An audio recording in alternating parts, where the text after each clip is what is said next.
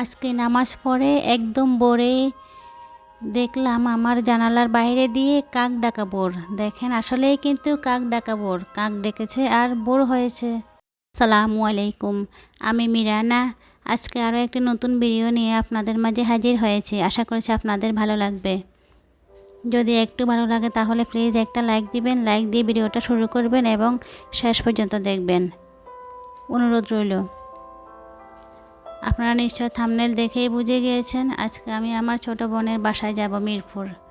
সেই জন্য নিজের হাতে কিছু নাস্তা বানিয়েছি। আসলে বাসার নাস্তাগুলো কিন্তু বাচ্চারা বড়রা সবাই পছন্দ করে। এখানে আমি একটা হার্ট শেপের চকলেট কেক বানিয়েছি, উপর দিয়ে চকলেট গানাশ দিয়েছি। তারপরে এখন আমি দিয়ে দিচ্ছি এখানে কিছুটা সুইট বল। আমার বোনের 2টা বেবি আছে, ওরা দেখলে অনেক খুশি হবে, সেই জন্য নিয়ে যাচ্ছি। আমার ছোট বোন, ওর হাজব্যান্ড চলে যাচ্ছে জার্মান। আমার ছোট বোনের হাজব্যান্ড হচ্ছে ইঞ্জিনিয়ার, উনি জার্মান যাচ্ছেন। তারপরে 3 মাস পরে আমার ছোট বোন সহ চলে যাবে। সেই জন্য আমাদের ফ্যামিলির সবারই মন খারাপ। আসলে এটাই স্বাভাবিক, তাই না? জার্মান চলে গেলে হয়তো বা 3-4 বছরও আসবে না, আর আসলেও বা তখন শুধুমাত্র মেহমান হয়ে থাকবে। 2-1 মাস থাকবে আবার চলে যাবে। এটা নিয়ে আমাদের খুবই মন খারাপ। আমার ছোট বোন থাকে মিরপুর, সেই জন্য আমরা ওখানে যাচ্ছি। এখানে আমি আমার ছোট বোনের হাজব্যান্ডের জন্য কিছুটা নিমকি বানিয়েছি। এখানে 2 রকমের নিমকি আছে, কিছু ছোট সাইজের, কিছু বড় সাইজের। আর এখানে একটা হার্ট শেপের চকলেট কেক নিয়েছি আর একটা পুডিং। আমার ছোট বোনের হাজব্যান্ড পুডিং অনেক বেশি পছন্দ করে, সেই জন্য নিয়ে যাচ্ছি। আসলে এই দেশের খাবারগুলা আর কখন যে খেতে পারবে আল্লাহই ভালো জানেন, তাই না? আর আমার 2টা ভাগনা ভাগ্নি আছে। আমার বোনের একটা ছেলে বেবি, একটা মেয়ে বেবি আছে। ওদের জন্য আমি 2টা করে এখানে ড্রেস নিয়ে যাচ্ছি। আর এখানে আমি একটু জলপাই আচার নিয়ে যাচ্ছি। জলপাই আচারটাও কিন্তু আমার ছোট বোনের হাজব্যান্ড অনেক বেশি পছন্দ করবে, আমি জানি। আসলে এই খাবারগুলো কখন আর খাবে, দেশে কখন আসবে তা আমার জানা নেই। আল্লাহ একমাত্র ভালো জানেন কখন আর দেশে নিয়ে আসবে। দোয়া করি যেখানেই থাকুক আল্লাহ যেন ওদেরকে অনেক অনেক বেশি ভালো রাখে। আপনারা সবাই আমার বোনের জন্য, বোনের হাজব্যান্ডের জন্য দোয়া করবেন, যাতে করে ওরা অনেক ভালো থাকে। যে হার্ট শেপের কেকটা বানিয়েছিলাম আমি এভাবেই নিয়ে যাব, না হলে বক্সে ঢুকালে হয়তো বা দেখা গেল যে নড়ে যাবে, চকলেটটা নষ্ট হয়ে যাবে।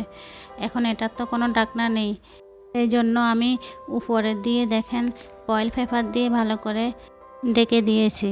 এতে করে এটা একদম সুন্দর করে সেট হয়ে থাকবে, নষ্ট হবে না, ধুলাবালিয়ে পড়বে না, তাই না?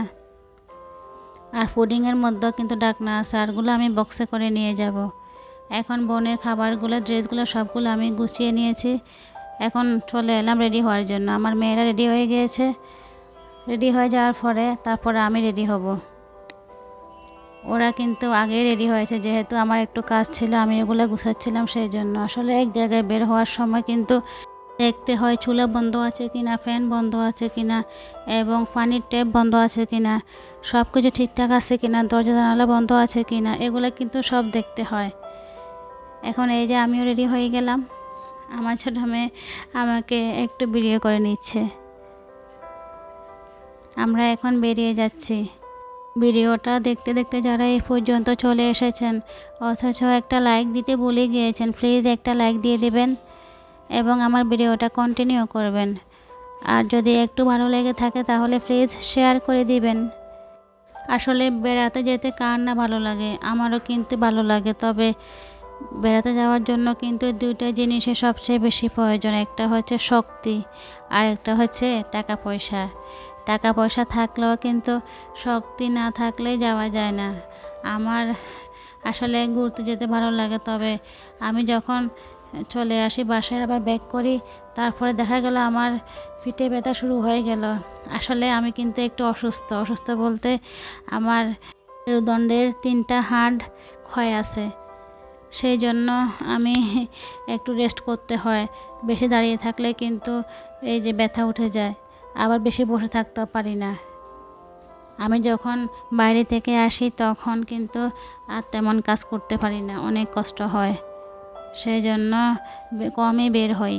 বেশি প্রয়োজন না হলে আমি ঘর থেকে বের হই না। আমার মেয়েরা চলে যাচ্ছে, গাড়ির জন্য ওয়েট করতেছে।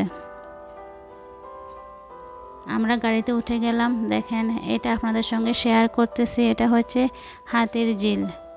সবাই জানেন যারা এখানে গিয়েছেন, আমি কয়েকবার গিয়েছিলাম। আমার কাছে খুবই ভালো লাগে, অনেক সুন্দর জায়গাটা, তাই না?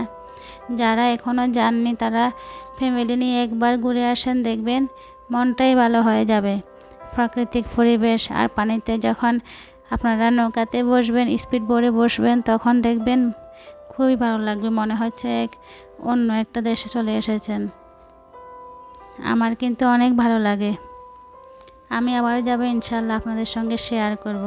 হাতির ঝিল নিয়ে আমার কিন্তু একটা ভিডিও আছে, চাইলেই আপনারা আমার চ্যানেলে গিয়ে দেখে আসতে পারেন। এখন চলে এসেছি, এটা হচ্ছে মিরপুর 13.5 রাকিন সিটি।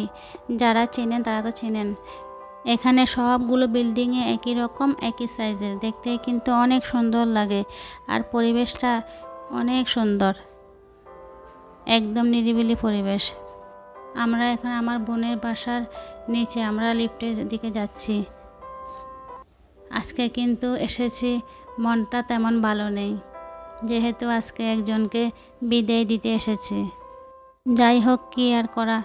এখন আমরা লিফটের সামনে চলে এলাম। আমরা কাউকে বলিনি যে আমি এখানে এসেছি আজকে। আমার বোনকে আমি জানাইনি যে আসতেছি। জানালে দেখা গেল যে ও হয়তো বা ব্যস্ত হয়ে পড়বে, সেই জন্য আমি আর জানাইনি। আমরা এই যে লিফটে ঢুকে পড়লাম। বাসার দরজায় যখন কলিং বেল দিলাম, তখন আমার ছোটো বোনের হাজব্যান্ড দরজা খুলেছে। রীতিমতো সারপ্রাইজড হয়ে গিয়েছে, বলেছে আসলে অনেক খুশি হয়েছে হঠাৎ করে আমাদেরকে দেখে। চলে এলাম আমরা সবাই মিলে। এসে এখন বোরখা খুলে তারপরে আমরা সবাই ফ্রেশ হয়ে নিয়েছি, কথা বলতেছি। আমি যে খাবারগুলো নিলাম ওগুলা, আর আমার বোন অনেক রকমের ফল ফ্রুটস কেটে দিয়েছে, আমরা সবাই বসে খেয়েছি। এখন আপনাদের ভাইয়া আমার 2 ভাগনা ভাগ্নি এবং আমার 2 মেয়েকে নিয়ে নিচে ঘুরতে যাচ্ছে। অনেক সুন্দর জায়গাটা, নিরিবিলি পরিবেশের জন্য ঘুরতে গেলেও কিন্তু অনেক ভালো লাগে।